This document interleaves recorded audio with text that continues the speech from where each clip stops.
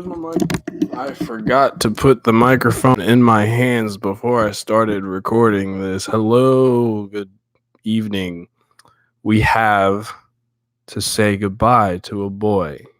Typically when you say boy bye, you are talking to somebody you find childish who is usually of the male gender. But if you ask Brockhampton, it's a new single that is a part of their soon to be out project, which is coming out August 23rd. We just got a confirmation date of this project. Ginger will be coming out August 23rd. We've gotten 3 singles now. First, it was I've Been Born Again, and then there was If You Pray Right, and now Boy Bye.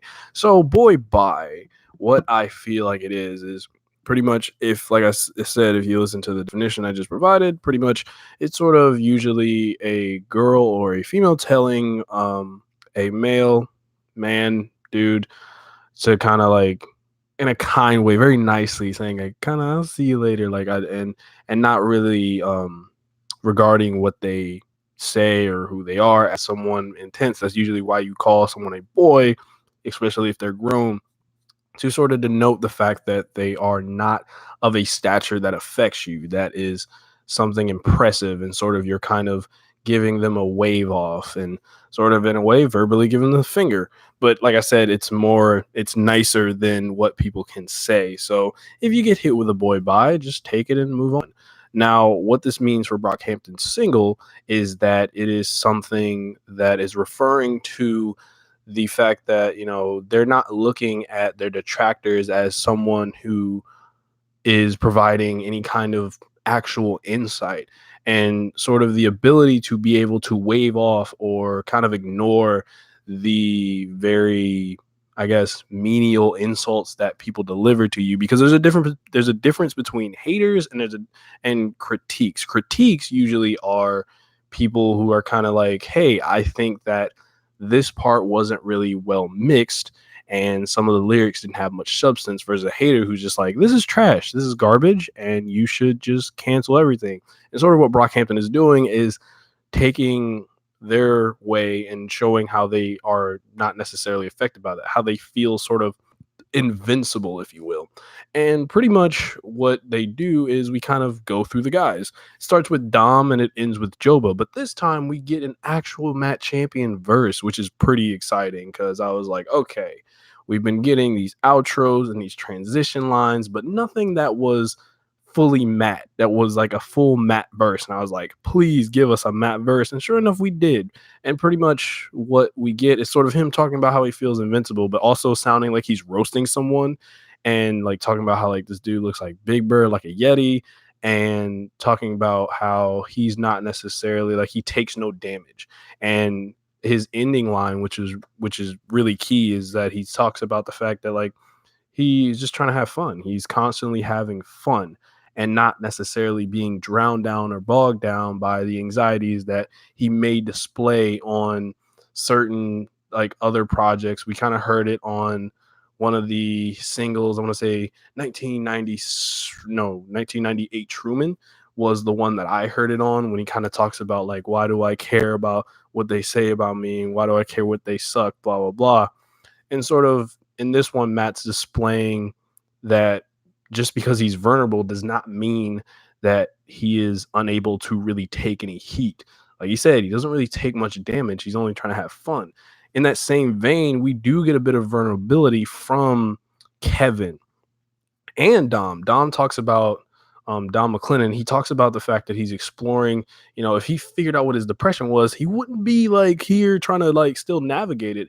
And the fact that he has to navigate it through art is something that's important, because I think sometimes people kind of conflate like, well, the artist has to be sad for them to make good stuff. Sometimes the artist is using that music in order to find their way through that bad stuff. And sometimes people don't really receive an album that's happy as good.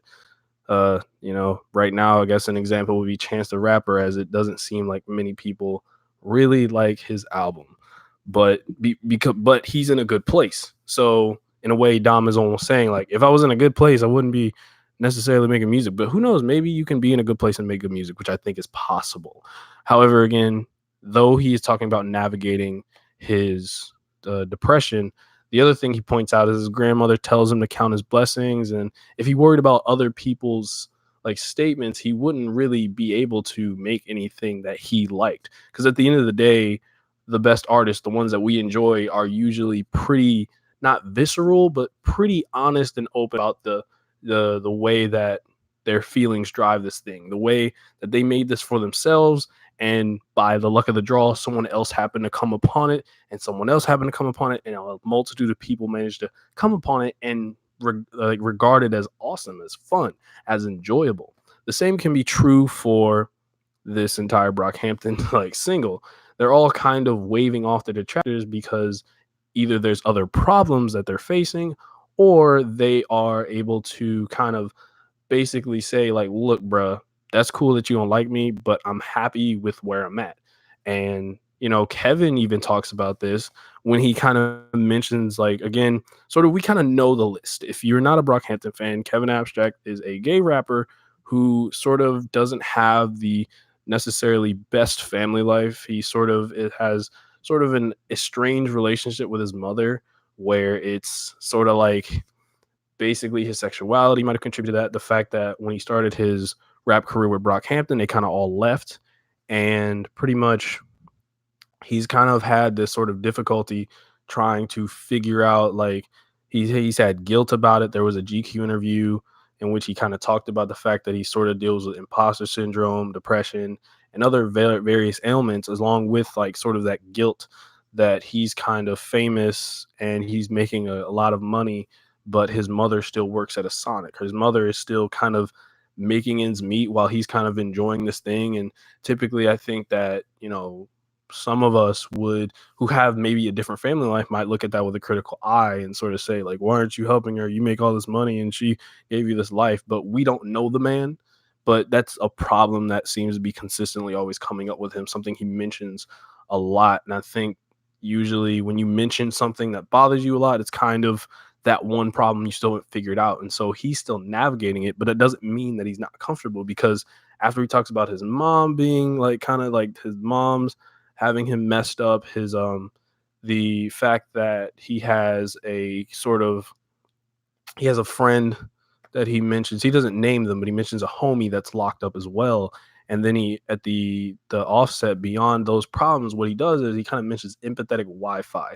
And what I think that means is sort of fans who still hold him highly. Now that is because of his music, but, or at least, the way he is as a person as well, those key things that he has done in as a musician, as a gay man, and being able to give people a space to feel free and be able to express themselves honestly. I think that, the empathetic Wi-Fi is sort of talking about fans on the internet who regard him in a high light, not just stands who are like, you are a perfect human being, and so you are great forever. You could literally run over a child and I would still think you're great. Nah, like, it's more like those are the idea that these fans, and they're all over the world, being able to connect. I think that's something that he finds incredibly wonderful. So empathetic Wi-Fi, that could be a reach, it could be a super reach, but if it is, I already did it. And so I think he's referring to that. And then something else he does, he goes back to his vulnerabilities and talks about the fact that because he was stubborn, he realized he was behaving in a proper way. And I think the best way to sort of give those who are detractors or people against you, the best way to kind of give them no way to really hurt you is acknowledging your own problems yourself, because then it's like, okay, you can try and attack that, but I've already accepted the fact that I have issues in it as an individual, and I'm not really here to be locked down by your insults, because I already know what I have to do, and you don't bother me because I'm more focused on fixing that, and I'm more focused on being a better person. So as long as you're more focused on that, you can't really be hit with someone. Essentially, you can hit them with the boy bye. After that, we get, what's cool is that Matt Champion kind of does a double shift basically on this song. Like, not only does he have a very, very just full verse, like I feel like I ate like a whole plate of fettuccine alfredo when he said that verse. That is not referencing what I probably ate today. But he kind of has like a cool little fun hook, and then Merlin kind of slips in that hook, and we sort of get like talking about I make this cash, I have fun, I'm chilling, but it doesn't feel like the typical one where it's like I make money, I get hoes, blah blah blah, fuck your clothes. Like it doesn't feel like that. It kind of feels fun. The soundscape and the sonicality behind this song really have this really mischievous energy that comes off as almost not sort of derivative, but just really fun. And it's laid back, but it has like a little bit like of like it's just kind of like this little smirk. It feels like if I had to describe the sound, it feels like this smirk that just is like, really? You tried that? And it's just kind of again feeding into the characteristics of how the guys sort of do it. And they all rap. I think Kevin and Matt have really fast raps here. I mean, Dom's always rap fast, but this is like it was interesting to hear Kevin. I was like, whoa, his speed is like different today. All right, let me re-listen to that. Hold on, replay it. And yeah, I think after that, after we get Dom's verse, we get Matt, we get Kevin, we get the Matt hook, we get Merlin sliding in that hook, and then we kind of get the boy bye, and then it transitions over into what is his name? Bareface. Bareface finally makes an appearance after we I mean, I guess he was on I've Been Born Again.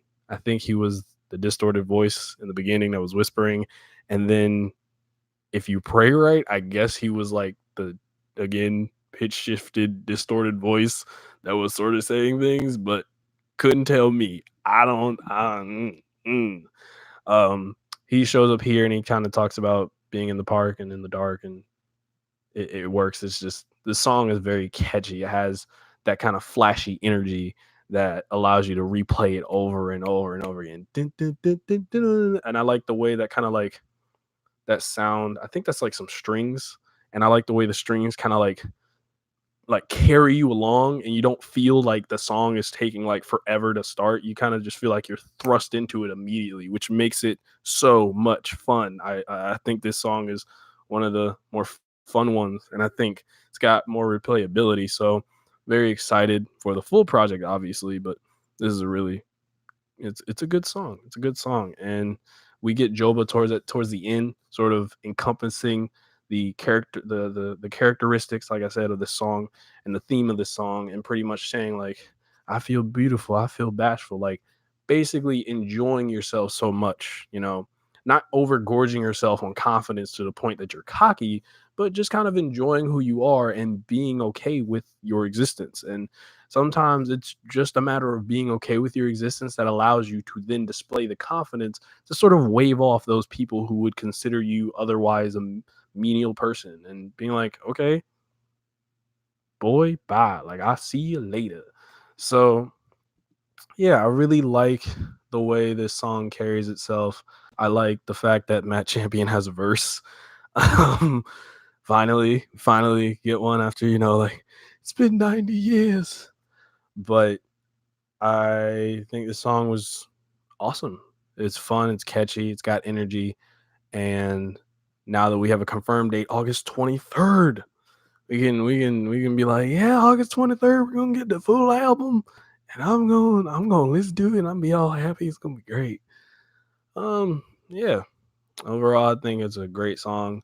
I think it's a fun way to show off and not come off as like just a typical like let's just be braggadocious. I mean, there are brags sort of in here.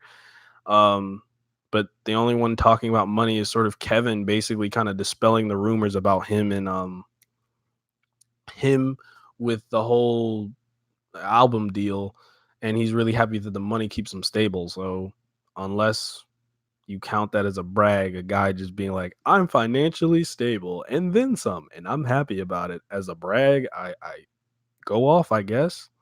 I mean, I guess if I had anything to, I'd be like, boy, bye. So overall, great song. Ginger's coming out August 23rd. It was cool. It's great. This is this has been a stream. So now I have to do the thing where I end it. Well, this guy says, If you want to tell anyone bye in your life, boy, bye is Brockhampton's way. But if you want my way, well, I just usually will like write lol, like LOL, and then I actually no. I just vanish into the ether. Just be like, boom. Shout out if you know the reference. Shout out if you know the reference. Thank you. Thank you. As I'm doing my outro, I got a comment that says, "Great commentary, my dude." Thank you, Joshua G, for the comment. I appreciate it. This is like after it's like after hours or something for me. Like typically I don't really stream. Um Typically I record, so it's kind of cool to see people coming in and interacting. Now I have no idea if I should end this. I don't should I still end this? Am I good to like hit end on the stream? I'm like spooked. I think I'm just gonna end it just because it's still gonna be a video, so people can obviously come in and look. If you're still watching this video, I apologize for my transgressions, and I only have one thing to say. I only have one thing to say, but that one thing is 2 words. Bye, boy. Yeah, I said it backwards.